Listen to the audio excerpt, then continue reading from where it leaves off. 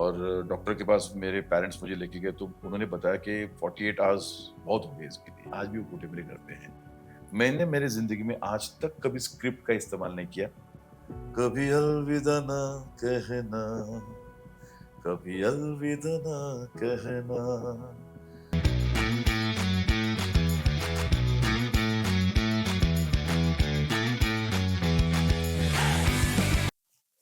कुछ गेस्ट होते हैं जिनके लिए इंट्रोडक्शन जरूरत नहीं होता है। उनका चेहरा पहचान जाता है, उनकी आवाज पहचान वाली होती है और जब वो बोलते हैं सब सुनते हैं। लेकिन आज हम सरफेस के पार जा रहे हैं, बिहाइंड द हेडलाइंस जा रहे हैं, बिहाइंड द कर्टन्स भी जा रहे हैं जहाँ असली कहानी है। आज द जैनम शो पर हमारे साथ है mister Sandeep Patil sir. Welcome. नमस्कार। तो आज का जो पॉडकास्ट होने वाला है वो बहुत इंटरेस्टिंग होने वाला है। अच्छा। हम बहुत सारी चीजें आपके बारे में समझने वाले हैं और ऑडियंस को भी बहुत मजा आने वाला है। तो आप तैयार हैं? बिल्कुल। तो सबसे पहले welcome to the Jainam show. और आपका मीडिया करियर कैसे शुरू हुआ? सबसे पहले तो आपके सभी व्यूअर्स को मैं नमस्कार प्रणाम करूंगा। और मेरी जो शुरुआत हुई वो कॉलेज के दिनों में से शुरुआत हुई। ओके। मतलब इसका मुझे कोई इल्म नहीं था या मैं ये इस फील्ड में आऊंगा या मेरे हाथ में माइक होगा और इतने साल में उस माइक को हैंडल करते करते अब यहाँ तक पहुंच जाऊंगा। इस सपने भी मैंने कभी सोचा नहीं था। ओके। लेकिन एक वक्त ऐसा आ गया कि अचानक से मुझे स्टेज पे बुलाया गया। वैसे स्टेज से मुझे पहले से ही घबराहट थी, पहले से बचपन से लेके। ओके। लेकिन अचानक कॉलेज में जब एक शो में हमारा जो मेन एंकर था उसको लेट हो रहा था आने के लिए और वहां पे कोई नहीं था। तो अचानक मेरे दोस्त ने कहा कि नहीं नहीं, तब तक तू कुछ तो बोल और सब हैंडल कर ले, ये ले माइक। और मुझे छोड़ दिया। मुझे कोई बेसिकली कोई आइडिया नहीं था कि क्या करना होता है स्टेज पर जाने के बाद। लेकिन उस हिसाब से मैंने सोचा कि नहीं, अभी तो देखो ये रिस्पॉन्सिबिलिटी अपनी बन गई है। अब ये मेरे ही क्लासरूम का गैदरिंग था, मेरे ही कॉलेज में था, सब मेरे ही सामने ऑडियंस बैठी थी जो मुझे हर रोज पहचानती थी। अब उनके सामने मैं नहीं बोल सकता था। तो मैंने माइक पकड़ लिया और मैंने जो शुरुआत की, पता नहीं कैसे हो गई, वो उसको बोलते कि ब्लेसिंग्स ऑफ गॉड होते हैं वो। और वो पूरा उस दिन ऐसा हुआ कि एक ही झटके में मुझे एंकर करके ठप्पा पड़ गया और वहीं से शुरुआत हो गई मेरी। आपने बोला कि आपको स्टेज का बहुत फ्राइट था, तो बहुत। आपने वो ओवरकम कैसे किया? जन्म ये बात मेरी बचपन की है। पहले तो मैं जब 2 साल का था, तो 2 साल की इसमें मुझे फिट्स आते थे। ओके। बहुत फिट्स आते थे, मतलब जो एक दिन में मुझे 10 या 20 फिट्स आते थे। Oh my God. और मैं गिर जाता था और मुझे मेरी कोई उम्मीद नहीं थी जीने की। और डॉक्टर के पास मेरे पेरेंट्स मुझे लेके गए तो उन्होंने बताया कि 48 आवर्स बहुत हो गए इसके लिए। 48 आवर्स तक ये जिएगा या मरेगा पता नहीं है। मेरे पेरेंट्स पूरे टेंशन में थे, क्या करना है क्या नहीं। तो इस हालत में 48 आवर्स हो गए और अभी 58 रनिंग है मेरा। तो वो आवर्स और ये साल 58, उसमें बहुत बहुत जर्नी हो गई है अलग अलग। 10 साल तक मुझे ना रुलाने का था ज्यादा और ना ज्यादा हंसने का भी। तो ये टेंशन वाला काम मेरे पेरेंट्स ने मुझे किया और मेरे पेरेंट्स ने मुझे बहुत सपोर्ट किया, बहुत आउट ऑफ द वे। मतलब जितना भी मैं उनके लिए कर सकूं या करना चाहूंगा वो कुछ भी नहीं है मेरे हिसाब से। तो वहां से जर्नी मेरी शुरू हुई और शायद ऐसा है, भगवान ने लिख कर भेजा है कि मेरा जो डेस्टिनी है वो सिर्फ और सिर्फ एंटरटेनमेंट करने के लिए मुझे भेजा गया है। और वही मैं काम कर रहा हूँ बड़े ईमानदारी से, बड़े पैशन से। बस उसके लिए तो जी रहा हूँ। आपने पेरेंट ने कैसे आपको एग्जैक्टली सपोर्ट किया? Means out of the way कैसे गए वो? सपोर्ट एक्चुअली मैं हॉकी प्लेयर था। I was very good in hockey. मुझे ओके। बहुत पसंद थी और उस हिसाब से मैं एक स्पोर्ट्स पर्सन बनना चाहता था। मेरी क्रिकेट और मेरी hockey, that was my life. मैं अच्छा भी खेलता था, दोनों अच्छा खेलता था। और एक अच्छा बैट्समैन था। I used to play in hockey, centre forward में खेलता था और दोनों मेरे स्पोर्ट्स बहुत अच्छे थे। लेकिन एक बार बॉल मेरे सर पे बैठ गया और यहाँ पे भी मुझे बहुत बुरी तरह से एक क्या बोलते हैं उसको, एक्सीडेंट हो गया था ओके। क्रिकेट खेलते-खेलते, और उस एक्सीडेंट में उसी टाइम मैंने सोचा, पेरेंट्स से ज़्यादा मैंने सोचा कि आज इसके बाद मैं खेलूँगा नहीं, स्पोर्ट्स नहीं करूँगा। ओके। क्योंकि ये उस टाइम पे ना हेलमेट थी, ना कुछ इतने इक्विपमेंट्स थे, जो अभी हम लोग आज देख रहे हैं कि बहुत कुछ ऐसे और फैसिलिटीज़ है, वो कम थे। तो मैंने उसी दिन छोड़ दिया कि नहीं, इसके बाद अभी मैं खेलूँगा नहीं, सिर्फ जाऊँगा, देखूँगा।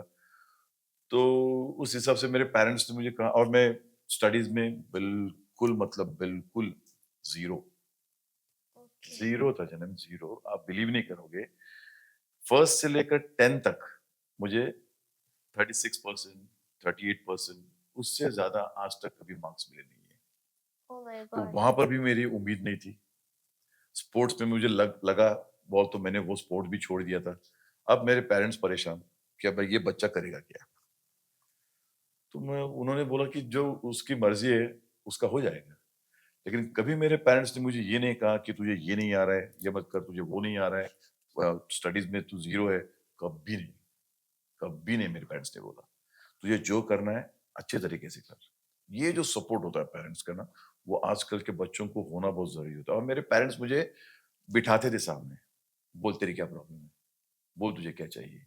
जो आजकल बहुत कम हो रहा है, क्योंकि आजकल आपकी उम्र जो अब आप लोग देख रहे हैं, किसी के हाथ में टैब है, किसी के हाथ में लैपटॉप है, किसी के हाथों में मोबाइल है। हुँ, बस अभी जो क्या बोलते हैं, पेरेंट्स और उनके चिल्ड्रंस में वो जो डिस्टेंस हो रहा है ना, वो उस ज़माने में नहीं था। हुँ, हालाँकि मैं एक ही रूम में रहता था, एक ही रूम, हम लोग पूरे 30 साल तक मैं एक रूम में रहा हूँ, मेरे पेरेंट्स के साथ में। तो वहाँ पे कैसा था, अभी 10 रूम्स है, 12 रूम्स है, तो किसी को पता नहीं चलता कि कौन-से रूम में कौन क्या बैठा है। 2 रूम भी हो गए तो एक रूम में उसकी मम्मी बैठती है, डैडी दूसरे रूम में ये सोफे पे बैठ के बस मोबाइल खेलते रहता है। तो ये कनेक्शन बहुत ज़रूरी है आजकल, हुँ, जो हमारे टाइम में वो कनेक्शन था, और उस कनेक्शन के हिसाब से मेरे पेरेंट्स ने मुझे सपोर्ट किया कि नहीं, तुझे जो बनना है, मुझे बोल, तुझे क्या बनना है? मैं सपोर्ट करूँगा। तो वो टाइम पे मैंने बोला कि नहीं, मुझे मॉडल बनना है। एक्चुअली मेरी जो माँ है, वो चाहती थी कि मैं आईपीएस अ, ऑफिसर बनूँ या अ, पुलिस ऑफिसर बनूँ ऐसा। वो हाइट के हिसाब से, मेरा स्ट्रक्चर या बॉडी स्ट्रक्चर के हिसाब से उसको ऐसा लगता था कि नहीं, मेरा बेटा पुलिस ऑफिसर बन जाए। लेकिन हुआ अचानक कि मेरा एक दोस्त था, तो वो एक पुलिस ऑफिसर बन गया था, और उसकी शिफ्टिंग उसका प्रमोशन हुआ, और वो गढ़चिरौली जो है, हुँ, वहाँ पे उसका पोस्टिंग हुआ, और वो वहाँ पे जाने के बाद वो शहीद हुआ। ओके। तो उसी दिन मेरी माँ ने बोला कि नहीं, तू नहीं, पुलिस ऑफिसर नहीं बनेगा। वो एक माँ का मन होता है ना, दिल होता है कि नहीं यार, अपना बच्चा बहुत सेफ होना चाहिए। तो वहाँ पे मैंने वो ड्रॉप किया। फिर उसके बाद में मैंने सोचा कि नहीं, अपने हाइट का, अपने पर्सनैलिटी का इस्तेमाल मॉडलिंग के लिए करें। तो मेरी माँ ने वहाँ से मुझे सपोर्ट करना शुरू कर दिया, मेरे पेरेंट्स ने। तो ये हमारी लाइफ की शुरुआत हुई, और उसके बाद में मैं कॉलेज में गया, हाथ में माइक आया। उस ज़माने से जो अभी माइक पकड़ा हूँ मैं कॉलेज से, और 40 साल हो गए मैंने माइक को छोड़ा नहीं है, और माइक ने मुझे छोड़ा नहीं है।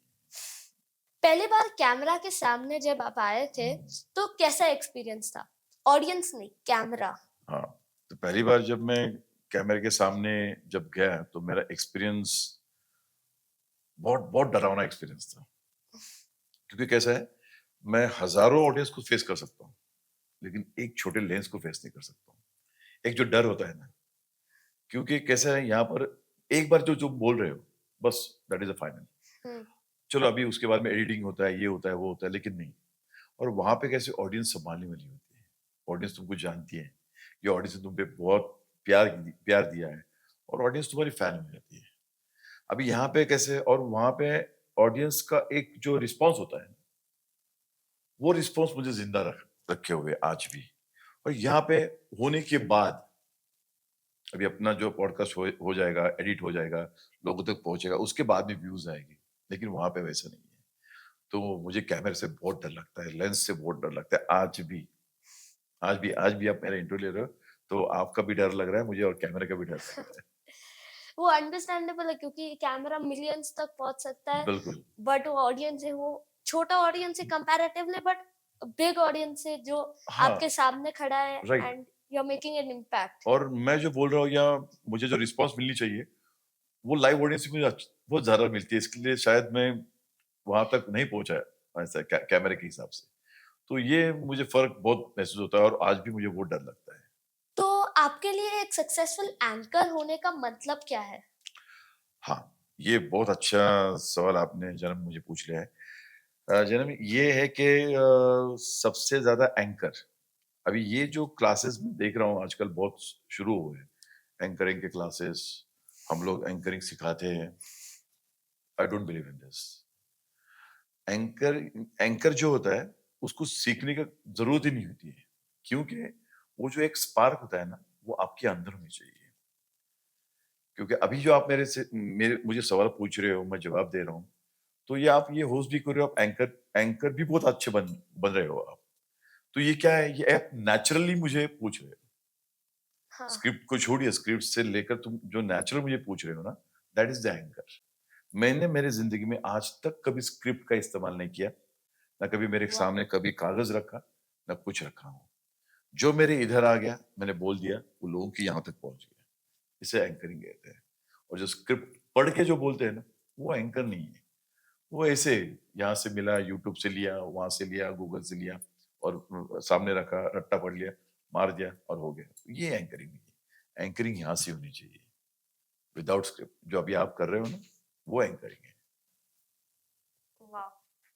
ये बहुत पावरफुल मैसेज है कि anchoring is not something that you learn, absolutely, it's something that you have. You have inside you. आप ये मानते हो कि हर किसी के पास एक एंकर का स्ट्रेंथ है? नहीं, ये मैं नहीं मानता कि हर किसी की बात। हाँ, हमें देखने के बाद कुछ लोग ऐसे होते हैं कि नहीं मुझे भी सीखना है। हुँ, तो मुझे भी सीखना है, ये जो है, वो एंकर कभी नहीं बन सकता है। क्योंकि जो देखकर उसी स्टाइल में आ जाए या उस हिसाब से आ जाए और स्टेज पर डायरेक्टली आ जाता है, वो एंकर बन सकता है। जो ओके। बोलता है मुझे ये सीखना है, वो नहीं होता है। वो दिल से नहीं होता है। मतलब किसी को हम लोग देखते हैं ना कि यार ये गाना गा रहा है। अरे यार मैं भी गाना गा सकता हूँ। नहीं, ऐसा नहीं होता है। मैंने किसी को देखकर गाना नहीं शुरू किया या मैंने किसी को देखकर एंकरिंग शुरू ऑटोमेटिकली आ गया वो। हाँ, हुँ, और ये गॉड गिफ्ट भी होना चाहिए। सी एक एंकर को गॉड गिफ्ट ये होनी चाहिए कि उसकी वॉइस वो गॉड गिफ्ट ही होती है, उसकी पर्सनैलिटी, उसका रहन-सहन और सबसे बड़ी बात ये होती है कि एक एंकर होने के नाते आपको खुद को बहुत मेंटेन रखना बहुत ज़रूरी होता है। हुँ, अभी मेरा एज 58 है, 2 साल के बाद 60 आ जाएगा। लेकिन 40 साल से मैं काम कर रहा हूँ और 40 साल में कितने मेरे कॉम्पिटिटर्स आए होंगे, कितने एंकर्स आए होंगे। लेकिन 40 साल से ये 40 साल में जो जितने भी एंकर आए, वो उनका काम कर रहे हैं। लेकिन मैंने मेरी स्टाइल एक बहुत अलग रखी हुई है हुँ, कि ये एंकर है या सिंगर है या परफॉर्मर है, लोगों को अभी तक पता लोगों को छोड़ो मुझे पता नहीं है अभी तक कि मैं क्या हूँ एक्चुअली मैं एंकर हूँ, सिंगर हूँ या परफॉर्मर हूँ। गाने तो सब लोग गाते हैं, मेरे से ज़्यादा सुर में गाते हैं, मेरे से ज़्यादा बहुत अच्छे गाते हैं, लेकिन वही गाना अगर मैं गाऊँगा, तो 10 नहीं 1000 तालियाँ और वहाँ सुर आ जाएगा। और मेरे से ज़्यादा सीखा हुआ जो क्लासिकल वाला है, जो बंदा 10-10, 12-12 गाने गा रहा है एट अ टाइम स्टेज पे और मैं एक ही गाना गाता हूँ। तो मेरे हिसाब से आप 10 गाओ या 12 गाओ, वो नहीं है। आप एक ही गाओ, तो यहाँ से गाओ। बस मेरा लाइफ का फंडा यही है। तो आपका एक लाइव शो के दौरान आपने कभी एक चैलेंज फेस किया हो और वो आपने कैसे ओवरकम किया? बहुत अच्छा सवाल किया आपने। चैलेंज तो हर रोज़ मैं चैलेंज लेता ही हूँ, क्योंकि एवरीडे हम लोगों के वो सामने जो बैठी हुई ऑडियंस है, वो अलग-अलग होती है। सो हर दिन एक नया चैलेंज होता है, हर शो में एक नया चैलेंज मिलता है। लेकिन एक किस्सा मुझे अभी भी याद है, बहुत बहुत ज़बरदस्त हुआ था मेरे साथ में। एक्चुअली वो मेरी खुद की गलती है। लेकिन अभी आपने पूछा मुझे कि एंकर सक्सेसफुल एंकर क्या होना चाहिए? तो उसका भी ये जवाब यही है।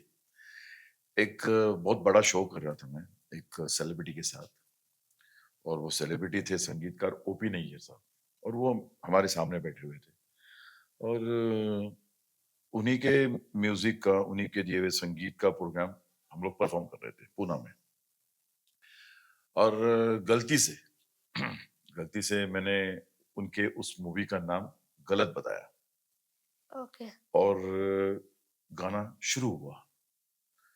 तो उनकी समझ में आया कि ये एंकर ने उस मूवी का नाम गलत बताया है। नैयर साहब सामने बैठे हुए, खड़े हो गए, सामने आ गए स्टेज के सामने, मेरे सामने खड़े हुए। रुको, रुको, रुको, स्टॉप करो, गाना स्टॉप करो।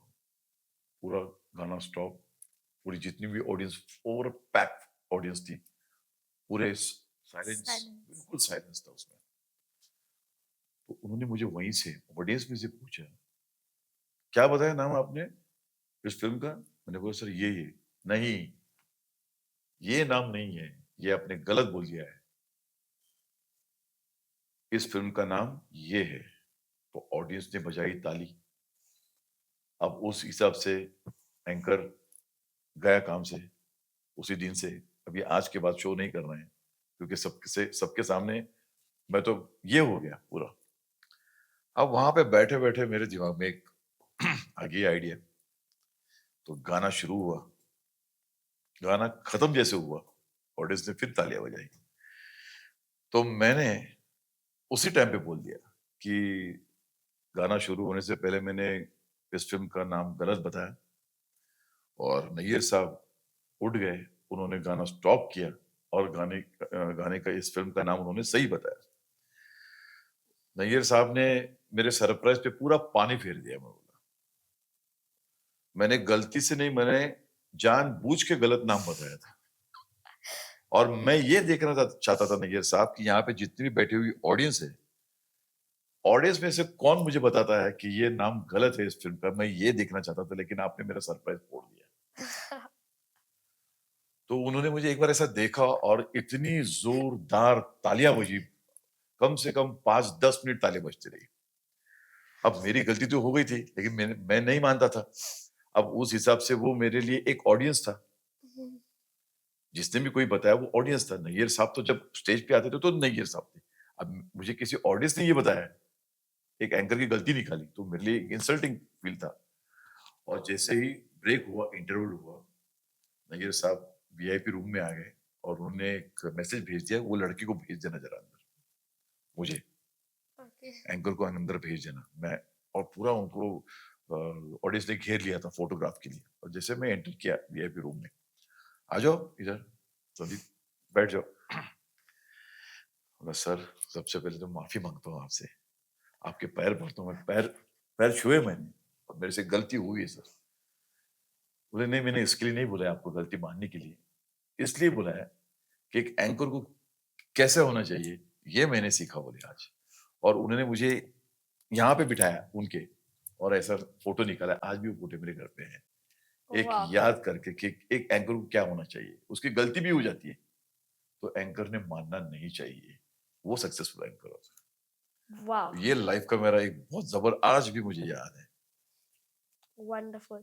एक सवाल पूछना चाहता जी। था, आपका सबसे फेवरेट डायलॉग, पोयम, गाना एंकरिंग से कौन सा होगा जो आप ऑडियंस के साथ शेयर करना चाहते हो? अभी आपने डायलॉग बोला है, तो मेरे सबसे फेवरेट तो अमिताभ जी है। और उनके डायलॉग्स, उनके गाने मैं हमेशा गाता हूँ, आज भी उनके प्रोग्राम्स करता हूँ, उनकी आवाज एक्टिंग करने की कोशिश करता हूँ, उनका डांस करने की कोशिश करता हूँ। लेकिन लोगों के हिसाब से वो बोले कि आपकी पर्सनैलिटी जो है, या आपकी वॉइस है, तो उनको वो थोड़ा बहुत मैच करती है। और मैं मानता हूँ कि मैं उनको कॉपी करता हूँ, स्टाइल में बोलो, या उनकी आवाज में बोलो, या फिर उनके डायलॉग्स बोलता था मैं, आज भी बोलता हूँ। तो अमिताभ जी का एक डायलॉग, और उसके बाद एक एक लाइन मैं आपको सुनाता हूँ। और सबसे ज्यादा मुझे पसंद है रफी साहब और किशोर कुमार, तो उनके गाने भी मैं गाता हूँ। तो किशोर दा का एक गाना मैं आपको, आप सुनना पसंद करोगे? जरूर। वैसे मैं सिंगर नहीं हूँ, मैं बाथरूम सिंगर हूँ, लेकिन फिर भी मुझे गाना वो बहुत पसंद है। वो एक मैसेज भी है। तो मैं आपके इस पॉडकास्ट से जरिए यहाँ पे जितने भी लोग हमें देख रहे हैं, उनको एक मैसेज भी देना चाहता हूँ। और गाने के बोल ऐसे है, रुक जाना नहीं, तू कहीं हार के, कांटों पे चल के मिलेंगे साहे बहार के,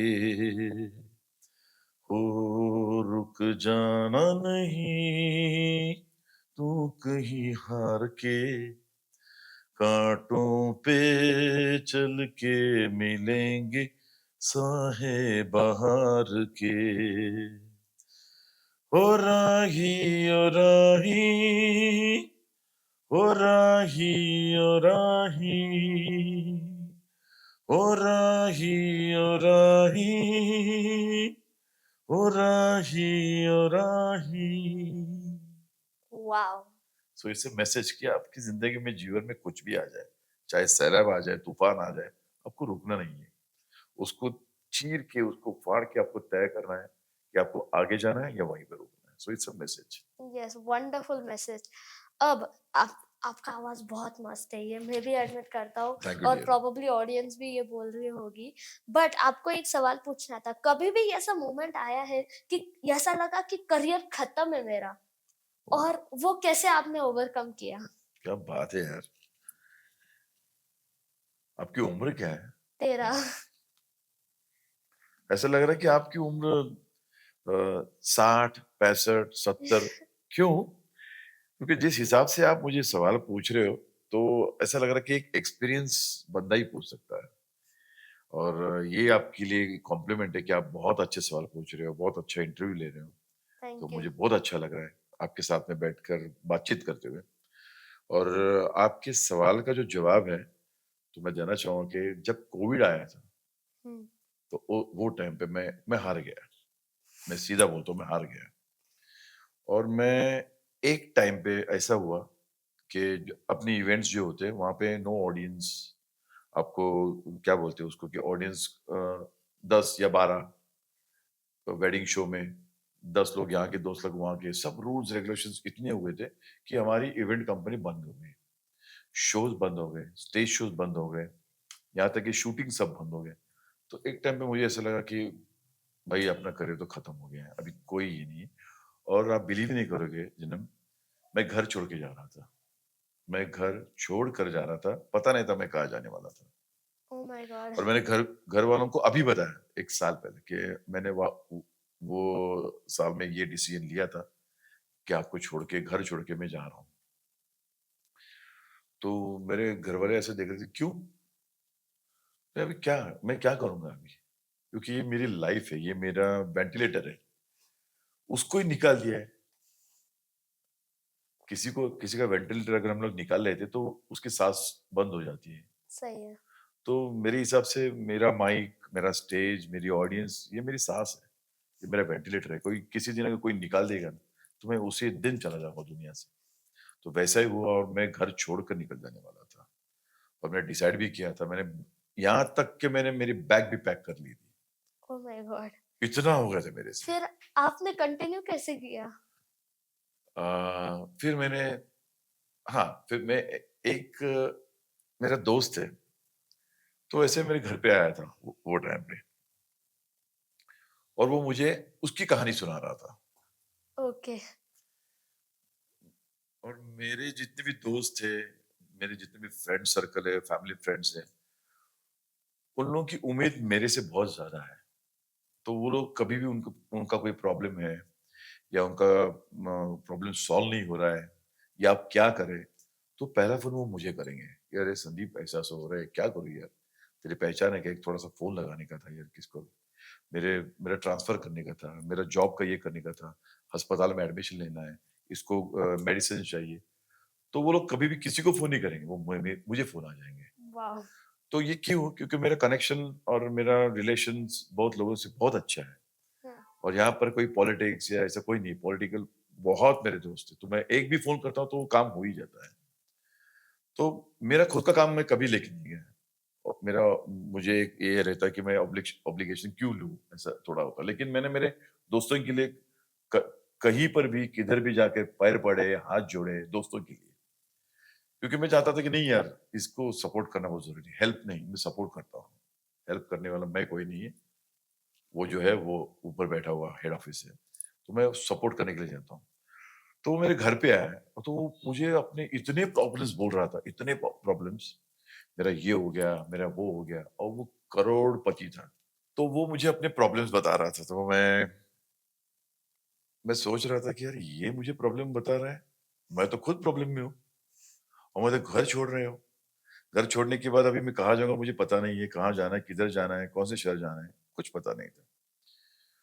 तो वो रोने लगा, बोले संदीप कि अभी के अभी मेरे साथ में चल, वरना मैं कुछ कर लूँगा मेरा खुद का।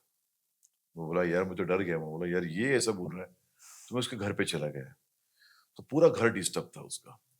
तो बैंक वाले ने उसकी गाड़ी उठा के ले गए थे।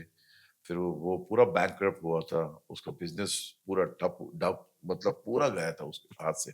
My God. तो वो रोने लगा तो मुझे फ़ील होने लगा ये बात, अरे नहीं यार अभी उसको मेरी ज़रूरत है। मेरे से ज़्यादा बहुत दुःख उसको है।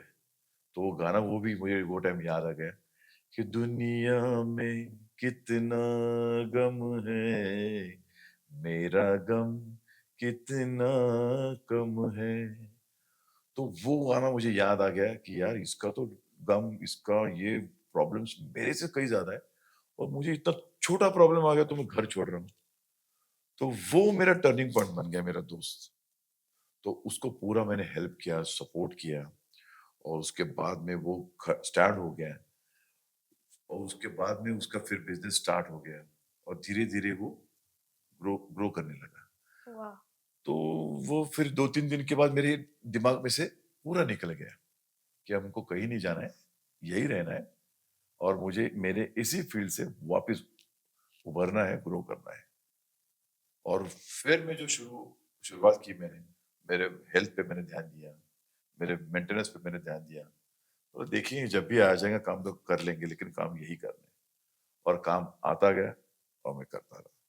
Wow, wonderful. मीन्स आपने कोविड के टाइम जब सबसे वर्स्ट टाइम था वर्स्ट टाइम एंकर इवेंट्स के लिए, तब भी आपने हैंडल कर लिया हैंडल सब किया कुछ। और एक बात फिर वो होने के बाद आप जैसे बोल रहे हैं कि आपके चैनल के ज़रिए आपने आपके इवेंट्स के ज़रिए बहुत लोगों को मोटिवेट किया।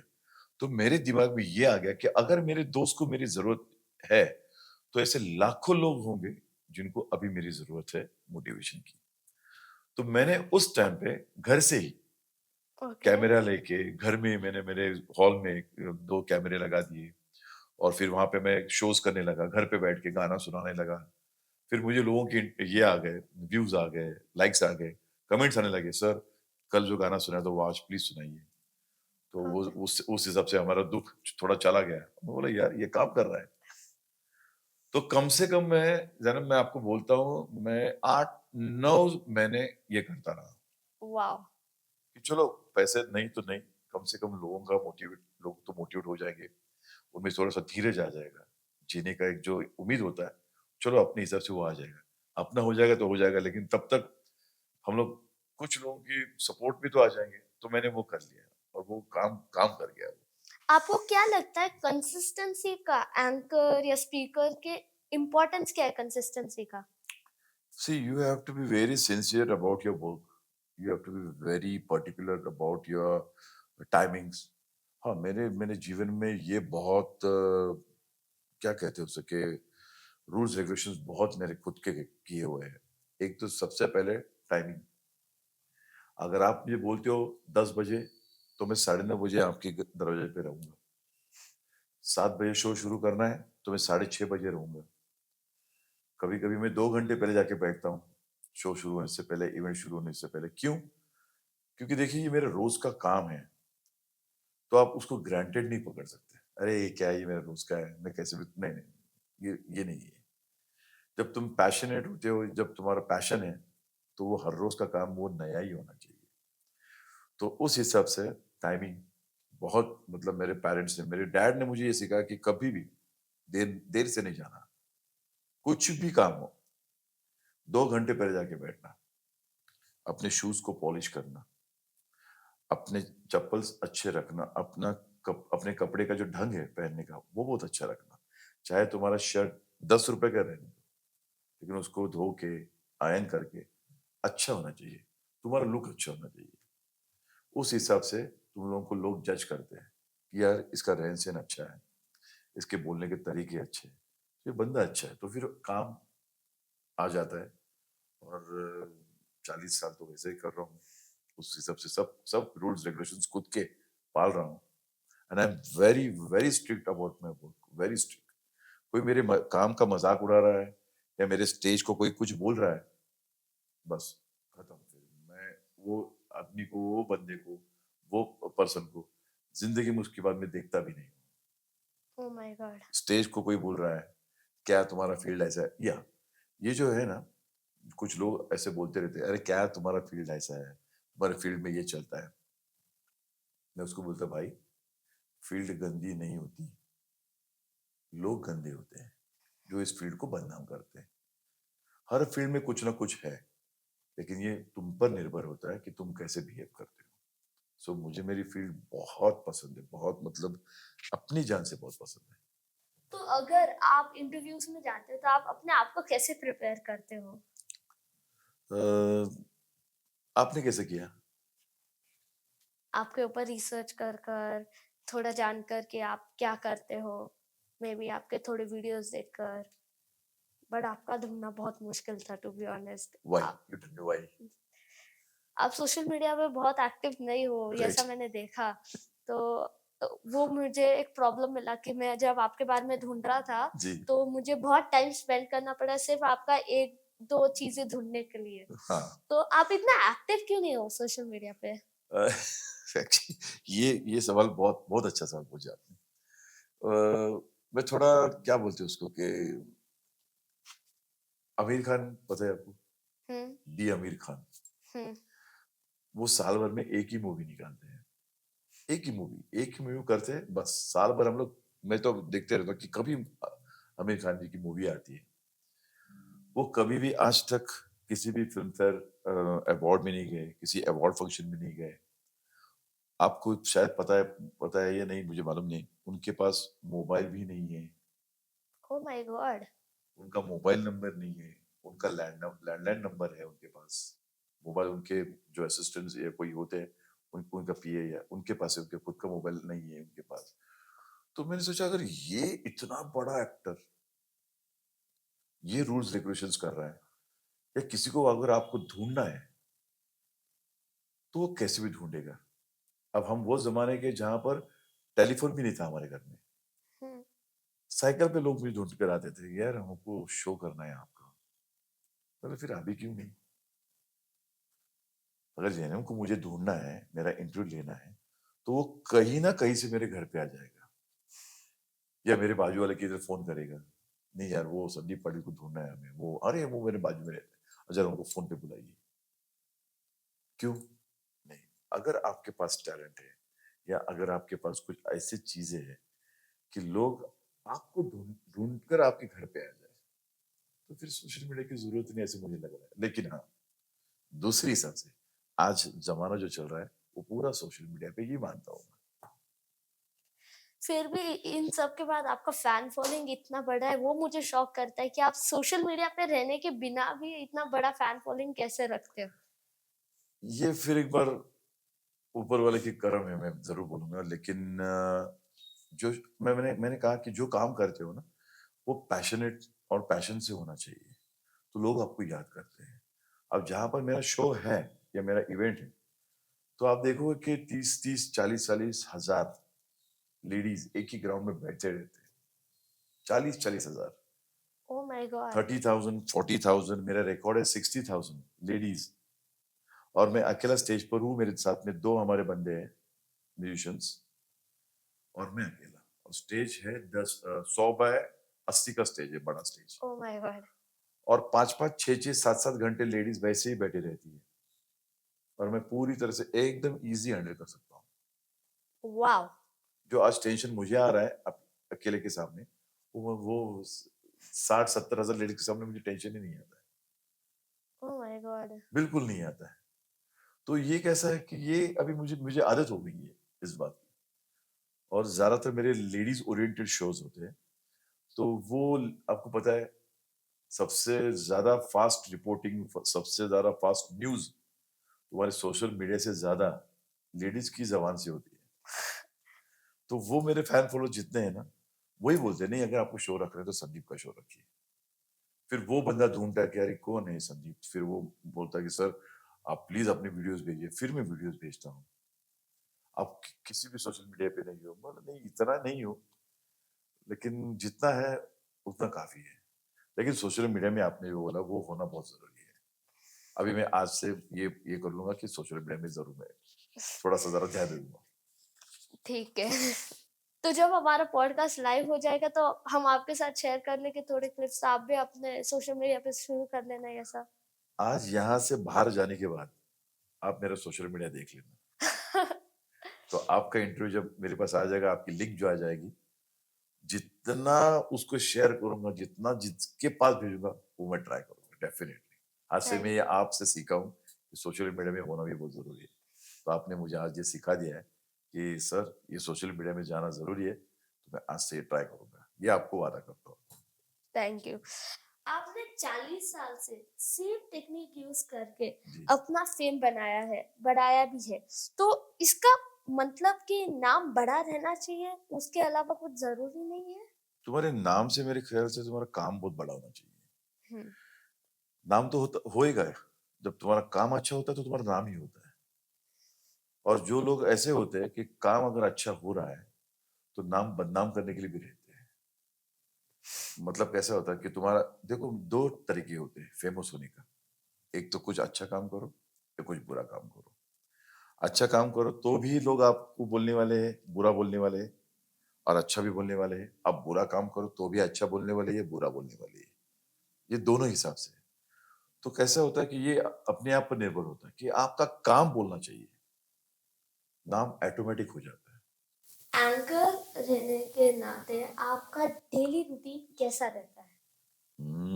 वाह, मैं दोनों सुनना चाहता हूँ, जब आपका इवेंट भी होता है और जब आपका इवेंट नहीं होता है, वाह, तो ऐसे दोनों डेली स्केड्यूल कैसा होता है आपका? क्या बात है, क्या सवाल पूछ रहे हो यार आज। यार आप तो मुझे, मतलब मुझे ही चैलेंज कर रहे हो यार। एक एक्सपीरियंस है, एंकर को आप चैलेंज करो, ये मुझे बहुत अच्छी बात लगी है। आपके सवाल भी इतने अच्छे हैं कि सोचकर मुझे जवाब देना पड़ रहा है। तो आपका सवाल ये है कि अगर आप, आपका शो होता है तो आपकी ये टाइमलाइन क्या हो जाती है? हम्म। आपका शो नहीं भी होता है तो आप कैसे होते हैं? हम्म। तो मेरे रूटीन जो शुरू होता है ना, वो रूटीन सुबह 5:30-6 बजे से होता है। Okay. I get up early morning 5:30। सब होने के बाद मैं 6 बजे किसी भी हालत में मैं रनिंग के लिए जाता हूँ। तो आई गो 9 kilometres running wow. Every day. 6 kilometres उसके बाद में मैं साइकिलिंग करता हूँ। ओके। उसके बाद में 600 स्किपिंग्स करता हूँ मैं। Oh wow. उसके बाद में 11 सूर्य नमस्कार। ओके। हाँ। फिर उसके बाद में जितने भी मेरे, मुझे प्लांट्स का बहुत शौक है। I am fond of plants, I love plants, मेरी जान है वो। वाओ। किसी भी घर में अगर किसी भी मैं जाऊंगा और उसके प्लांट का कुछ हालत खराब है, तो 2 मिनट के अंदर मैं उसके घर से निकल जाता हूँ। Oh my God. 2 मिनट के अंदर से। बोला क्यों? भैया तेरे प्लांट्स को देखने के बाद मुझे बहुत दुख हो रहा है। तो उसको खाना नहीं खिला रहा है, उसको पानी नहीं पिला रहा है, और मुझे खाने पे बुला रहा है। तो वो पहला अच्छा वो ठीक कर, उसके बाद मैं खाना खाने के लिए आऊंगा। वाओ। ये मेरी जान है, मेरे प्लांट्स। उस, तो फिर प्लांट्स को हर रोज नहला के, नहलाता हूँ, मैं नहलाता हूँ। और वो मेरे बच्चे हैं। वो प्लांट्स नहीं, वो मेरे पौधे जो है ना, वो मेरे प्लांट्स नहीं, मेरे बच्चे हैं। तो उन सब सब बच्चों को मैं रोज डेली नहलाता हूँ ऊपर से। हम्म। आप मेरे घर पे कभी भी आइए और हम्म। मेरे प्लांट्स देखिए कैसे रखे हुए हैं। नीचे की प्लेट भी रोज, हर रोज मैं साफ करता हूँ। उसमें ना वाओ। पानी होता है ना कुछ होता है। पॉट्स भी इतने अच्छे रखता हूँ, ना को आपको मट्टी दिखेगी, और ना ही वो पत्ते जो होते हैं वो गिरते, वो नहीं दिखेंगे आपको। इतना क्लीन और साफ रखता हूँ। तो वाओ। 1 घंटा वहां पे चला जाता है। उसके बाद में पेट्स का बहुत शौकीन हूँ। मेरे पास डॉग्स, कैट्स सब है। उनका ब्रशिंग, आई क्लीनिंग सब कर देता हूँ। और नहाने का जो टाइम आता है, तो 24 घंटे में कम से कम 3 बार नहाता हूँ। ओके। और वो भी चिल्ड पानी होता है ना, चिल्ड, हाँ। वो चिल्ड पानी से रोज।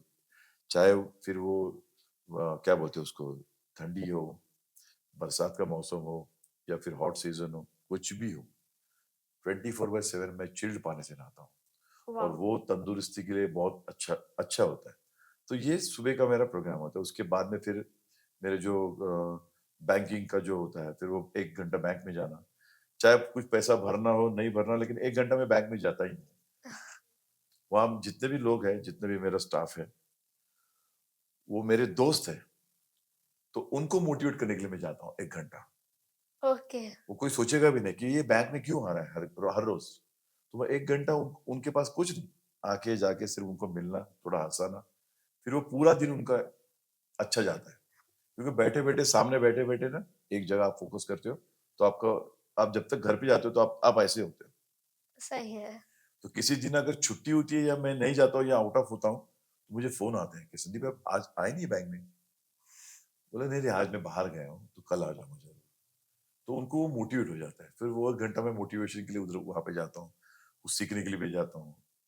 फिर उसके बाद में फिर जो मीटिंग्स होते हैं, वो सब दोपहर के अंदर सब ये हो जाता हूँ और दोपहर में 2 घंटा सोता ही सोता हूँ, ओके। कुछ भी हो जाने दो, हो ये जाता ऐसा है। क्यों? 2 घंटा क्यों ये सोना? ऐसा क्यों कि कैसा कि आपको जितना नींद का जो टाइमिंग है 8 घंटा, 10 घंटा, वो पूरा होना ज़रूरी होता है। क्योंकि देखो आप थकते नहीं हो लेकिन आपका माइंड थकता है। सही है। तो आपके माइंड को रेस्ट देने के लिए 2 घंटा मैं अपने आप को थोड़ा बहुत रिलैक्स कर लेता हूँ और फिर 11 साढ़े 11 बजे मेरा खाना होता है। ओके। 11 साढ़े 11 बजे किसी भी हालत में खाना खा के निकलता हूँ। फिर दिन भर में कुछ नहीं खाता हूँ, कुछ भी नहीं, वॉव! बिल्कुल। फिर उसके बाद में साढ़े 5 6 बजे मेरा अगर शो होता है, तो फिर बैग पैक करके मैं शो के लिए निकलता हूँ। शो के पहले मैं खाना खा लेता हूँ। 7 बजे शो पे चढ़ जाता हूँ स्टेज पर। 10 बजे नीचे उतरने के बाद साढ़े 10 बजे घर पे। घर पे जाने के बाद एक आधा मूवी देख लेता हूँ आधा घंटा, 11 बजे सो जाता ओके, 11 बजे के अंदर मैं सो जाता हूँ, क्योंकि ओके। मुझे साढ़े 5 बजे उठना होता है। हुँ, फिर तुम्हारा मेंटेनेंस, तुम्हारा जो हालत होता है, तुम्हारा फेस जो होता है, फिर सुबह जब तुम जाते हो किसी काम के लिए भी, तो वो बहुत फ्रेश लगना चाहिए। हुँ। ऐसा लगना नहीं चाहिए कि यार ये थका हुआ बंदा है और यार ये काम करके आया हुआ है, उसके आँखों के नीचे वो सब काला-वाला हो जाता है, तो वो बिल्कुल नहीं हो जाता। तो वो मैं अपने आप को थोड़ा उस हिसाब से मेंटेन रखता हूँ ओके, और मुझे मूवीज़ वॉच करने के लिए बहुत अच्छा लगता है। अगर कोई शो नहीं है, इवेंट नहीं है, तो कम से कम मैं 3 तो मूवीज़ कम से कम देख ही लेता हूँ दिन भर। ओके, बहुत और पुराने, ओके। पुराने बहुत देखता हूँ मैं, आज भी। अभी आज इंटरव्यू होने के बाद कुछ नहीं है ना, तो मैं 2 मूवी ज़रूर देखूँगा। वंडरफुल। तो ऑफ स्क्रीन हुँ, आप कौन हो? मीन्स स्टेज के पीछे, हाँ। स्क्रीन के पीछे, कैमरा के पीछे आप कौन हो? स्टेज छोड़ने के बाद जब मैं नीचे उतरता हूँ, तो मैं एक नॉर्मल इंसान, एक नॉर्मल आदमी जिसे बोलते हैं, वो हूँ। तब मैं संदीप पाटिल, एक एंकर, एक सेलिब्रिटी एंकर या सिंगर, बिल्कुल नहीं। संदीप पाटिल सबका दोस्त है और जैसा था, वैसा ही हूँ। चाय पीने के लिए टपरी पे जाता हूँ, आज भी। ओके, मेरे पुराने घर के इधर वो चौक है, वहीं पे खड़ा रहता हूँ। दोस्तों को मिलता हूँ। मुझे दोस्त बनाने के लिए बहुत अच्छा लगता है। वो एक मेरी हॉबी है। आज से तो हम और आप दोस्त हो ही गए। कोई मैं मेरे ख्याल से उम्र का कोई ये नहीं होता है। आपकी 13 साल की हो, मैं 60 साल का हूँ, नहीं। जन्म मेरा दोस्त है, बस। मैंने मेरे बेटे को भी दोस्त बनाया है। मैंने हुँ, उसको बोला कभी भी मुझे पप्पा, डैडी नहीं बुलाने का। मेरे नाम से बुलाने का, सैंडी बुलाने का। तो उसके दोस्त जब घर पे आते तो बोलते यार तू तेरे डैड को सैंडी कैसे बुलाता है? बोला नहीं, वो डैड नहीं, मेरा दोस्त है। तो क्या होता है, वो तुम्हारा रिलेशन जो होता है ना, वो बहुत अच्छा हो जाता है, हुँ, टाइट हो जाता है और फिर तुम दोस्त के हिसाब से सब कुछ शेयर करते हो। हुँ, और मैं भी मेरे बेटे को सब कुछ शेयर करता हूँ, सब जितने भी मेरे सीक्रेट्स हैं, जितने भी मेरे फ्रेंड्स हैं या कोई गर्लफ्रेंड्स है, कोई भी है, मैं मेरे बेटे के साथ शेयर कर देता हूँ। ओके। तो उसको वो ईज़ी फ़ील हो जाता है। हुँ, तो वो भी किसी दोस्त के साथ अगर जा रहा है या कहीं कॉलेज बंक करके जा रहा है, तो वो मुझे बोलेगा, "सैंडी, आज मैं मूवी को जा रहा हूँ।" अरे बोला भाई क्या बात है! तो मैं उसको उल्टा बोलता हूँ, "क्या करना है? कॉलेज नहीं जाना है लेकिन मूवी देखने जाना है।" तो जो-जो मैंने किया है ना, मैं चाहता हूँ कि वो करे। तो ओके, ऑफ स्क्रीन मैं ऐसा ही होता हूँ और हमेशा खुश रहता हूँ, हमेशा। कभी भी टेंशन है मुझे, नहीं है ऐसा नहीं है। हर इंसान को टेंशन होता है, लेकिन वो दिखाने की ज़रूरत नहीं, ऐसा मुझे लगता है। आपके दिखावे से आपका टेंशन ज़्यादा बढ़ जाता है। सही है। आपको भेजा ही इसलिए कि दूसरों का टेंशन दूर करना है। तो ये मेरे लाइफ़ का फंडा है। तो मैं कभी ऐसा बैठा नहीं हूँ, ऐसे सर पे हाथ रख के अरे क्या होगा, अभी कैसा हो जाएगा? नहीं, बिल्कुल नहीं। कैसा हो जाएगा वो देखेंगे कैसा हो जाएगा। मुझे मेरा काम करना है बस, और काम मैं बहुत यहाँ से ईमानदारी से करता हूँ। बस, तो मेरा लाइफ का यही फंडा है, खुश रहो, आराम से रहो और दूसरों को खुश करते रहो। आप आज की यूथ को क्या एडवाइस देना चाहते हो? अब क्या एडवाइस दूँ? आज की यूथ इतनी आगे बढ़ गई है, इतनी आगे, तो ये आप लोगों की गलती भी नहीं है, मैं मानता हूँ। क्योंकि हमारे ज़माने में इतना सोशल मीडिया भी नहीं था, इतने इक्विपमेंट्स नहीं थे जो आज है। अभी आज देखिए पहले कैसे इंटरव्यू होते थे। हम्म, हम लोग जब हमारे घर में टीवी था, तो वो ब्लैक एंड व्हाइट था। दूरदर्शन पे हम लोग इंटरव्यू देखते थे, वो एक ही कैमरे पे से एक ही एंगल में था। आज हम लोग पॉडकास्ट कर रहे हैं, 3-3 कैमरे लगे हुए हैं। तो इक्विपमेंट्स बढ़ गए हैं, फैसिलिटीज़ बढ़ गई हैं। तो ये आपका दोष नहीं है। हाँ, दोष इतना ही है मेरे हिसाब से कि यंगस्टर्स ने रिस्पेक्ट देना बहुत ज़रूरी है। हाँ, अ, कितना भी वो फॉरवर्ड ज़माना हम लोग कहते हैं, वो ठीक है। लेकिन इस फॉरवर्ड ज़माने में हमारी जो परंपरा है, हमारी जो संस्कृति है, तो वो तो उनको आनी ही चाहिए। सो जब सामने वाला बड़ा, जो बड़ा हो या छोटा, मतलब उसकी उम्र से ज़्यादा हो, तो वो यंगस्टर्स ने उसको रिस्पेक्ट देना ही है किसी भी हालत में। तो बस यही मैं चाहता हूँ कि होना ज़रूरी है आजकल, जो बहुत कम नज़र आ रहा है। हम्म। अब हमने यूथ के बारे में बात कर लिया, बट अब आपका फ्यूचर प्लान क्या है? आपको फ्यूचर में क्या करना है? एक तो मुझे 100 साल तक तो जीना है, ये मेरा फ्यूचर प्लान है। किसी भी हालत में मैं जीऊँगा, जीऊँगा। अभी मेरा 60 उम्र है, अभी और 40 साल मैं जीना चाहता हूँ, और इस 40 सालों में एंटरटेनमेंट के फील्ड में ही रहना चाहता हूँ। लेकिन मेरा एक सपना है, वो सपना ये है कि मैं साउथ इंडस्ट्री में मेरा एज़ अ विलेन, ओके। ना हीरो, ना कुछ ऐसा मैंने सोचा नहीं है।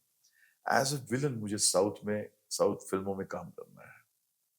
तो एज अ विलेन क्यों? हाँ, तो एज़ अ विलेन क्यों, ये मुझे पता ही था कि आप पूछने ही वाले हो। क्योंकि क्या है कि मैं जानता हूँ कि मैं विलेन बहुत अच्छा कर सकता हूँ। मैं जानता हूँ। ये मेरा कॉन्फिडेंस है, मेरा ओवर कॉन्फिडेंस नहीं। ये मेरा कॉन्फिडेंस है, क्योंकि जब भी मैं देखता हूँ किसी को विलेन काम कर रहा है, और मैं अपने आप को वहाँ पे देखता हूँ कि अरे यार! अब ये डायलॉग मैं ऐसा बोलता था, अब मैं ऐसा दिखता था। अरे यार! मैं धोती पहनता तो कैसा दिखता था, ये मैंने गमछा पहना तो फिर ऐसा दिखूँगा। और मैं जानता हूँ कि नहीं, मैं विलेन बहुत अच्छा कर सकता हूँ। तो ये मेरा कॉन्फिडेंस एक दिन मुझे वहाँ तक लेके जाएगा, ऐसा मुझे लग रहा है, और मैं जाना ही चाहता हूँ किसी भी हालत में। तो ये मेरा फ्यूचर प्लान है कि नहीं, साउथ में मुझे as a villain, main villain, leading villain का काम करना है। आज के यूथ के लिए मीडिया इंडस्ट्री में जाने का क्या चांसेस है? क्या रियलिस्टिक मीन्स लग रहा है? एक्चुअली तो ये मोबाइल ने, वो तुम्हारे नए-नए ऐप्स ने, और मैंने कहा ना कि आज इंडस्ट्री को देखने का नज़रिया बदल गया है। और जो उम्र में, अभी देखो, ये उम्र में हम लोग आए भी नहीं थे। स्टेज पे छोड़िए, घर के बाहर भी बहुत डर लगता था। और आज आप मेरा इंटरव्यू ले रहे हो, तो ये देखिए जनरेशन गैप कितनी नज़दीक आ गई है। और उसका कारण है बस सिर्फ ये मीडिया। तो आप लोगों को बहुत ईज़ी है, आप लोगों को बहुत चांसेस है। अभी वो ज़माने में हम लोगों को कॉलेज में जाने के बाद 2 ही थे, साइंस, कॉमर्स, आर्ट्स, 3 फैकल्टीज़ के बाद कुछ नहीं था। आज आप किसी भी कॉलेज में जाइए, 10 ऑप्शन तो ऐसे ही मिल जाएंगे। इसका ये है, इसकी डिग्री है, उसका डिप्लोमा है, ये है, वो है, कुछ भी नहीं था। तो आपको वास्ट इंडस्ट्री आपको ओपन हो गई है। तो उस हिसाब से आपको बहुत चांसेस है। हाँ, एक है कि आप यूथ को, कंपटीशन बहुत ज़्यादा है। यस, तो ये तो है। फैसिलिटीज़ तो बढ़ गई है, लेकिन उसके हिसाब से आपको कंपटीशन भी ज़्यादा है। हम्म। तो आपको सोचना है कि अभी आपको इसमें कैसा मतलब तैर के निकल जाना है। हम्म। तो मेरा एक ऐसा मानना होता है कि धीरे-धीरे, आप जो भी करो धीरे-धीरे करो, अगर आपको लॉन्ग टर्म करना है तो। अगर आपको एक ही साल में बड़ा बनना है, तो एक ही साल में आप बड़ा बन जाओगे, उसके बाद के साल जो है, बस आप बैठे रहोगे। धीरे, धीरे, धीरे अगर आप जाते हो, तो बोलते हैं ना, तो वो लॉन्ग टर्म के लिए रहता है। हम्म। अभी आज 40 साल हम लोग इस फील्ड में क्यों हैं? तो नहीं यार, हम लोग ने कभी ऐसे नहीं किया, ये भी चाहिए, वो भी चाहिए, ये शो भी मुझे चाहिए, फ़िल्मों में भी मैं काम करूँगा, गाना भी मैं ही गाऊँगा, म्यूज़िक भी मैं ही दूँगा, नहीं है। इसका काम उसको करने दो। अगर मैं कैमरा चलाऊँ तो नहीं, मैं कैमरा भी चलाऊँगा। ऐसा बिकॉज़ डायरेक्शन हाँ, डायरेक्शन मैं भी करूँगा। अरे पता है तुझे डायरेक्शन का क्या होता है? डायरेक्शन का डी पता है? नहीं। फिर मुझे वो करना है। अरे करना नहीं है। तो मैंने क्या बोला कि नहीं मुझे विलेन ही बनना है, क्योंकि मैं जानता हूँ कि मैं वो अच्छा कर सकता हूँ। कर तो मैं सब कुछ कर सकता हूँ। सीखने के बाद तो आदमी कुछ भी कर सकता है, लेकिन आपको किस रास्ते जाना है या आपका विज़न क्या है? आपका मोटो क्या है लाइफ में आने का? यही है। और दूसरा एक ये है, ये तो है कि मेरा ये विज़न है। दूसरा ये है कि इसके साथ-साथ मेरा सोशल लाइफ जो है, सोशल वर्क का काम बहुत ज़्यादा है, जो मैंने कभी किसी को बताया नहीं आज तक। मैं बहुत सोशल काम करता हूँ मतलब बहुत, सोचेगा भी नहीं कोई सादा इंसान सोचेगा भी नहीं। मेरा नेक्स्ट सवाल वही होने वाला था, आप कितने एक्टिव हो अपने सोशल लाइफ में सेवा करने में? तो मतलब मैं सही जा रहा था अभी। तो एक्टिव मैं 30 साल पहले से ही एक्टिव सोशल में रहा हूँ। जब मैं ओके। कॉलेज में था, कॉलेज के बाहर आ गया और मैंने पहला जॉब कर लिया, एक ट्रैवल एजेंसी में। तब से लेकर अब तक मैं सोशल काम में ही ज़्यादा हूँ। ओके। मैं एडॉप्शन जो जिन लोगों को एडॉप्शन करना है, उनकी सेवा करता हूँ। जो बच्चे अनाथ हैं, उनकी सेवा करता हूँ। मैं उनका मामा हूँ। मैं कम से कम 700 या 800 बच्चों का मैं मामा हूँ, ओके। कि जो मुझे जानते भी नहीं है और ना मैं उनको जानता हूँ, लेकिन वो मुझे मामा करके बुलाते हैं। उनको मालूम नहीं संदीप पाटिल सेलिब्रिटी एंकर है, सेलिब्रिटी सिंगर है, सेलिब्रिटी है, कुछ कुछ भी पता नहीं उनको। ये हमारा मामा है बस उनको यही मालूम है। तो वो बच्चों की सेवा में मैं लगा रहता हूँ और वो भी मुझे वो गॉड गिफ्ट ही है, किसी ने बताया नहीं। मैंने पहला जो मेरा पेमेंट आया था, मेरा जॉब का पहला पेमेंट था, तो मैंने मेरे माँ को पूछा कि पहला पेमेंट आया क्या करूँ? माँ बोली, "तुझे जो करना है कर, तुझे कुछ खरीदना है, क्या करना है कर ले।" बोला, "नहीं यार, खरीदना तो नहीं है कुछ, क्या करते हैं?" तो ऐसे में एक अस्पताल में चला गया, तो पूछा मैंने कि मुझे कुछ सेवा करनी है, तो उन्होंने बोला वहाँ पे कुछ अनाथ बच्चे हैं, उनकी स्कूल है वहाँ पे, तो मैं चला गया वहाँ पे। और तब से लेकर अब तक आज 30-35 साल हो गए, मैं उन बच्चों के साथ में अटैच अटैच हूँ। अब वो बच्चे बड़े हो गए, उनके बच्चे हो गए और अभी वो लोग कोई आउट ऑफ इंडिया है, कोई ऑस्ट्रेलिया में है, कोई यूएस में है। वाह! लेकिन साल भर में 1 बार इंडिया आते हैं और मुझे ज़रूर मिलते हैं वाह! कि ये हमारा मामा है। तो ये मैं करता हूँ, दिवाली उनके साथ मनाता हूँ। अभी गणपति फेस्टिवल आएगा, तो गणपति का फेस्टिवल में गणपति मेरे हाथों से वो बिठाते हैं। मेरा बर्थडे, मेरी एनिवर्सरी, मेरे बच्चे का बर्थडे, मेरे वाइफ का बर्थडे, हम लोग वहीं पे मनाते हैं। पार्टीज़-वार्टी तो ऐसे होती है, लेकिन नहीं, जो फंक्शन होता है, मैं फंक्शन वहाँ पे करता हूँ। जो अपने क्या बोलते हैं वो, गणपति हो, क्रिसमस हो, जो भी कुछ हो, मैं उनके साथ में मनाता हूँ। क्योंकि देखिए जिसके पास है, उसके साथ में हम लोग मनाते हैं तो उसका वैल्यू नहीं रहता है। लेकिन जिसको मालूम ही नहीं है कि मेरे डैडी कौन है, मेरी माँ कौन है और स्कूल में आने के बाद वो मुझे बोलते हैं कि आज मुझे ए ग्रेड मिला है, आज मुझे बी ग्रेड मिला है, आज मुझे 5 स्टार मिले हैं हाथ हाथ पे। तो वो जो खुशी है दिखाने की वो बच्चों की, वो मेरे पास आ जाते हैं दिखाने के लिए। एक तो बच्चे ने ऐसा डायरेक्टली उसके स्कूल में बताया, वो सब कुछ है मेरा। उसकी माँ नहीं है, उसके उसके पेरेंट्स कोई भी नहीं था। उसका गैदरिंग देखने के लिए मैं गया था। तो उसको जब गोल्ड मेडल मिला, वो हैंडीकैप बच्चा था। उसको ठीक से चलना नहीं आता था, लेकिन उसको मैंने गाना सिखाया था। तो उसको जब गाने में उसको गोल्ड मेडल मिला, तो वो निकाल के वहाँ से दौड़ के पीछे खड़ा था स्कूल में उसके। दौड़ रहा था और सब ऑडियंस देख रही थी वो कहाँ जा रहा है। तो डायरेक्टली वो मेरे पास आ गया और मेरे गले में उसने वो गोल्ड मेडल डाल दिया। तो वो मेरे लिए एक बहुत इमोशनल पॉइंट तक कि ना उसका संबंध है मेरा, ना उसको मैं जानता हूँ, ना वो मुझे जानता है, बस रिलेशन और एक ट्यूनिंग। तो इंसान का ट्यूनिंग अगर जम जाता है ना, तो भाई कुछ भी हो सकता है ज़िंदगी में। तो ये मेरा थोड़ा इमोशनल सोशल एक्टिविटीज़ में रहता है। और जो बच्चे कहते हैं ना कि पेरेंट्स के बारे में बोलते रहते हैं कि मेरी माँ मुझे पसंद नहीं है, मुझे मेरे डैडी मुझे प्यार नहीं करते, मुझे ये नहीं देते, वो नहीं देते, तो मैं वो बच्चों को वहाँ पे लेके जाता हूँ। ये देखो, इनके पास ना माँ है, ना बाप है, कुछ नहीं है, इनका पेरेंट्स नहीं है, तो ये क्या करेंगे? फिर उनके दिमाग में आता है, नहीं यार, इनको कुछ नहीं मिल रहा है। कम से कम मेरे पास मेरी माँ, मेरे डैडी बताने के लिए तो है, इनके पास कुछ नहीं है। तो फिर मैं बच्चों को वहाँ पे लेके जाता हूँ उनके पेरेंट्स के साथ में, क्योंकि पेरेंट्स को भी पता चलना चाहिए कि अपने बच्चों को किस तरह से हैंडल करना चाहिए। ये दोनों तरफ से है। तो ये मैं काम करते रहता हूँ थोड़ा बहुत। वाह, वंडरफुल।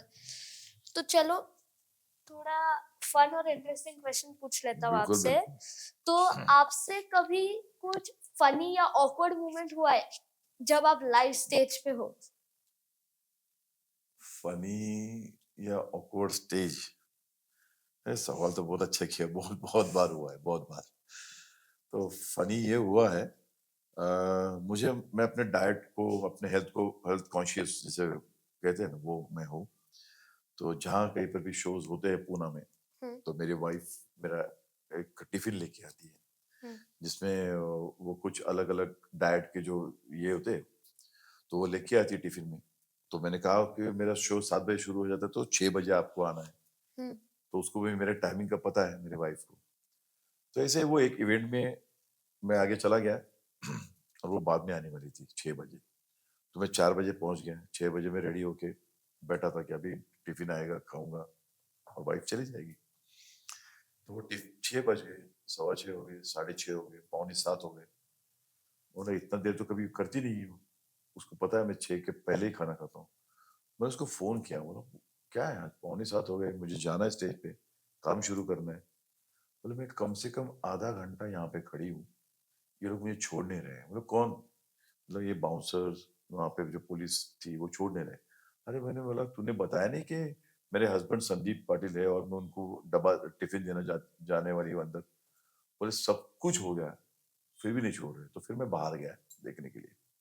तो मैंने वो बाउंसर से पूछा, अरे भाई, मेरी वाइफ आपको कम से कम आधा घंटा बता रही है कि मुझे टिफ़िन देना है, अंदर जाना है और मेरी ये वाइफ है और उसने बोला कि मेरे हस्बैंड संदीप पाटिल है। बोले सर छोड़ता था मैं, लेकिन ऐसे 3-4 लड़कियाँ बोल के अंदर गई है कि मेरे हस्बैंड संदीप पाटिल है, मेरे हस्बैंड संदीप पाटिल है।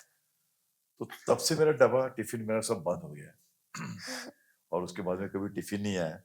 बीवी ने सिर्फ़ एक बार देखा मेरे पास, ये कौन है जो पहले 4 लड़कियाँ जो ये बता के चले गए कि मेरे हस्बैंड संदीप पाटिल है।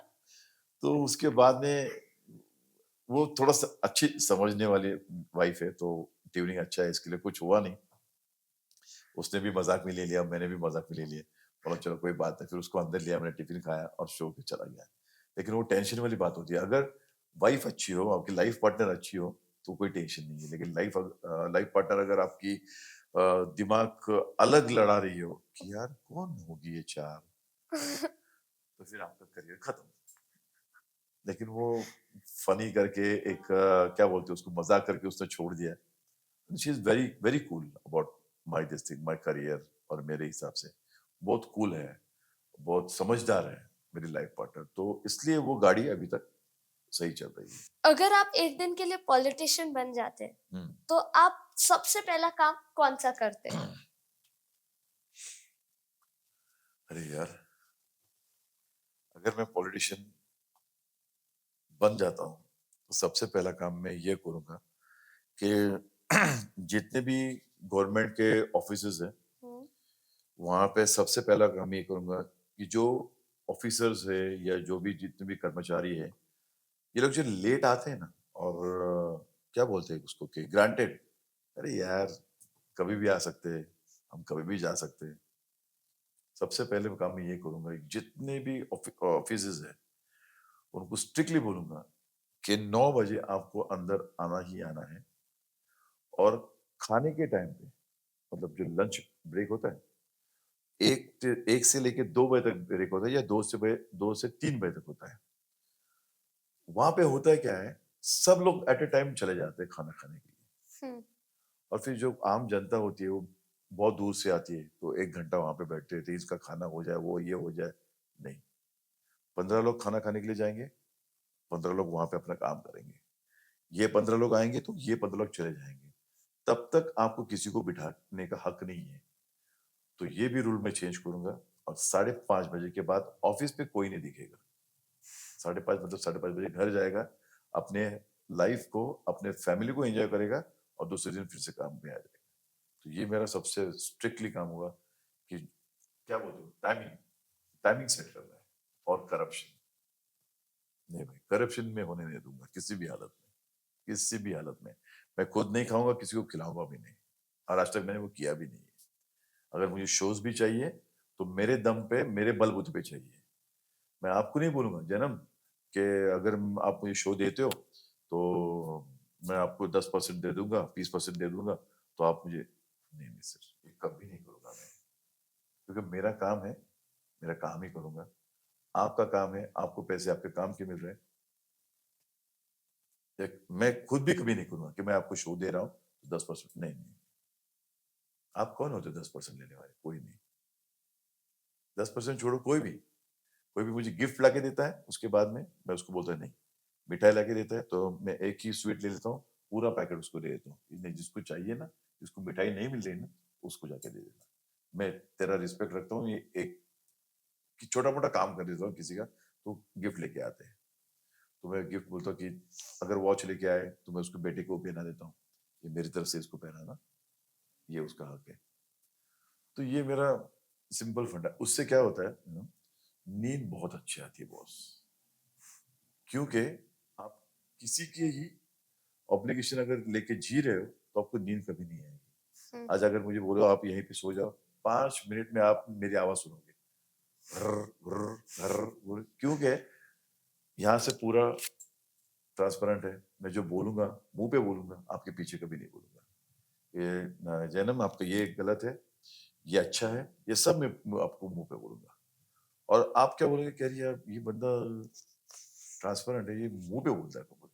बाहर जाके मैं विकास सर को या किसी को बोलूँगा नहीं, कोई नहीं मैडम क्योंकि ये ऐसा हुआ था, फिर मुझे अच्छा नहीं, जो बोलना है मैं आपको बोलूँगा और मैं किसी को भी बोलता हूँ जो बोलना है मेरे मुँह पे बोल दे, कि ये मेरा गलत है, ये मेरा अच्छा है, ठीक है। अगर गलत है, तो सुधारने की कोशिश करूँगा डेफ़िनेटली। अच्छा है, तो उसको एक्सेप्ट करूँगा। ये मेरा लाइफ़ का फंडा है। वंडरफुल। तो अब मैं कुछ रैपिड फायर क्वेश्चंस पूछूंगा। मुझे आपका इमीडिएट आंसर चाहिए। बिल्कुल, कॉफी या चाय? कॉफ़ी, लेट नाइट या अर्ली मॉर्निंग? अर्ली मॉर्निंग, आपकी फेवरेट मूवी? मेरी फ़ेवरेट मूवी कारवां, ओके। सोशल मीडिया ब्लेसिंग है या कर्स? ब्लेसिंग है, ड्रीम इंटरव्यू पास्ट या प्रेजेंट?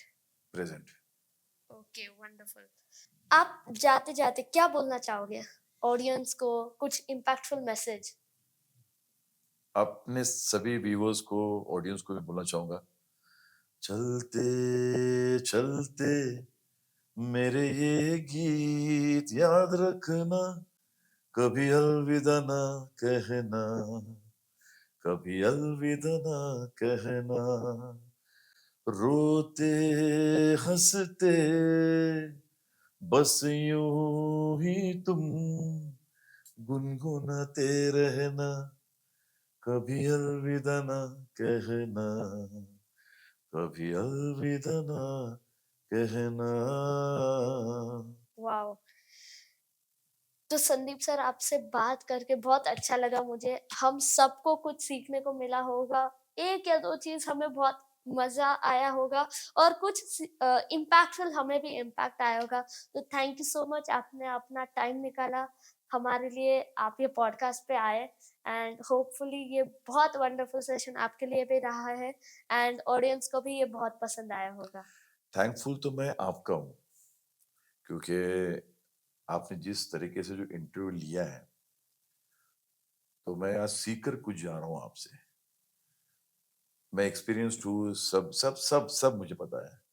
लेकिन आपने जिस हिसाब से लिया है, इतना इजी इंट्रो लिया है या आपके बोलने का तौर तरीका इतना इतना पसंद आया मुझे कि अब मैं सोच रहा हूँ कि अभी जहाँ पे मेरा एक शो हो जाएगा, उस शो में आप मेरे ज़रूर होंगे और आप होस्ट करोगे वो पूरा प्रोग्राम और मैं दिखाना चाहता हूँ लोगों को और मोटिवेट करना चाहता हूँ उन बच्चों को कि अगर स्पार्क आपका है ना, तो वो आपका स्पार्क कहाँ से कहाँ तक आपको लेके जाएगा।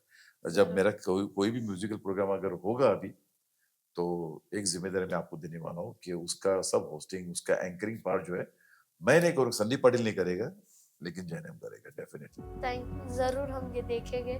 थैंक यू सो मच, आपने हमें अपॉर्चुनिटी दिया आपको वेलकम और गेस्ट करने के लिए। एंड आप सबको कमेंट में ज़रूर बताना ये पॉडकास्ट आपको कैसे लगा। Thank you so much for tuning into the Jainam show और कल एक नए गेस्ट के साथ आते हैं। बाय।